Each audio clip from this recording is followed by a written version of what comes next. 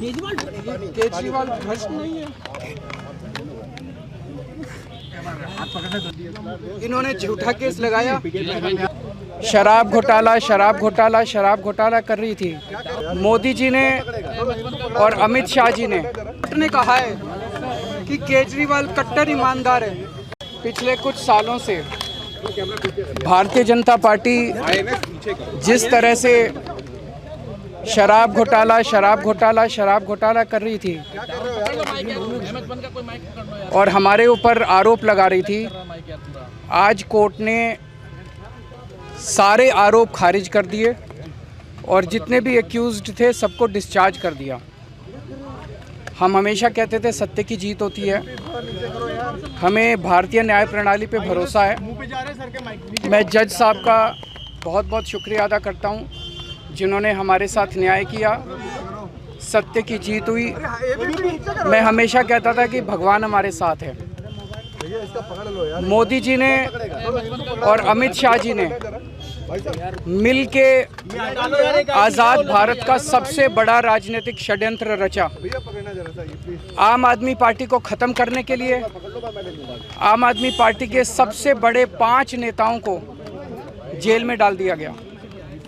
यहाँ तक कि सिटिंग चीफ मिनिस्टर, जो आज तक भारत के इतिहास में कभी नहीं हुआ, सिटिंग चीफ मिनिस्टर को उसके घर से घसीटकर जेल में डाला गया और 6 महीने तक जेल में रखा गया। हमारे उप मुख्यमंत्री मनीष सिसोदिया जी, उनको लगभग 2 साल तक जेल में रखा गया। पूरा का पूरा फर्जी केस था। हमारे ऊपर कीचड़ फेंका गया। 24 घंटे टीवी चैनलों के ऊपर डिबेट चलते थे, खबरें दिखाई जाती थी केजरीवाल भ्रष्ट है, केजरीवाल भ्रष्ट है। केजरीवाल हो रहा है यार, तुम कहां हिलाओ मत भाई। हो गए सर, हिलाओ मत भाई। सर संभालिए सर, अपने आप को संभालिए सर, हिम्मत सर, हिलाओ मत भाई। केजरीवाल भ्रष्ट नहीं है। मैंने केवल अपनी जिंदगी में ईमानदारी कमाई है। इन्होंने झूठा केस लगाया और आज ये साबित हो गया। कोर्ट ने कहा है कि केजरीवाल कट्टर ईमानदार है, मनीष सिसोदिया कट्टर ईमानदार है, आम आदमी पार्टी कट्टर ईमानदार है।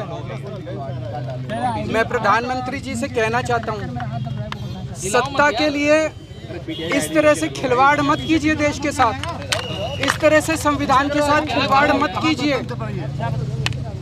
आपको सत्ता चाहिए, अच्छे काम कीजिए। आज देश के सामने इतनी बड़ी बड़ी समस्याएं हैं, महंगाई है, बेरोजगारी है, पूरे देश में सड़कें टूटी पड़ी है, चारों तरफ पोल्यूशन ही पोल्यूशन हो रहा है। चारों तरफ देश में इतनी समस्याएं हैं, उन समस्याओं का समाधान करके सत्ता में आइए ना। केजरीवाल पे, आम आदमी पार्टी पे झूठे केस क्यों करते हैं? अच्छा काम करके सत्ता में आइए। इस तरह के झूठे केस करना और 24 घंटे विरोधियों के, विपक्षियों के खिलाफ ऊट पटांग के केस करना, उनको जेल में डालना, ये एक प्रधानमंत्री को शोभा नहीं देता। इससे देश आगे नहीं बढ़ेगा। देश आगे तब बढ़ेगा जब जनता की समस्याओं का समाधान किया जाएगा।